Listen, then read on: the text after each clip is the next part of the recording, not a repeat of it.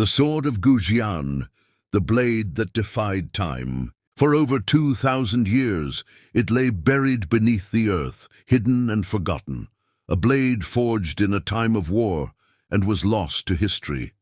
But in 1965, when a group of archaeologists began an excavation in Hubei, China, they had no idea they were about to uncover one of the most astonishing artifacts ever found. The tomb they were excavating was ancient, dating back to the spring and autumn period. More than 2,500 years ago, it had been sealed for centuries, untouched by looters, protected by layers of earth and time. But as they carefully brushed away the dirt, their hands trembled. Inside the tomb, resting beside the remains of a forgotten ruler, was a bronze sword, resting in a wooden scabbard. But when they unsheathed it, something impossible happened.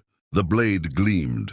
Despite being buried for over 2 millennia, the sword hadn't rusted. Its edges were still razor-sharp, so keen that with a single test, it sliced through a stack of paper effortlessly. How could this be? The archaeologists were stunned. Bronze weapons from this era should have corroded, decayed, or crumbled with time. But this sword? It was perfect, as if the hands of time had never touched it. And then they saw the inscriptions. Etched into the blade were 8 ancient Chinese characters, written in an archaic script that few could read.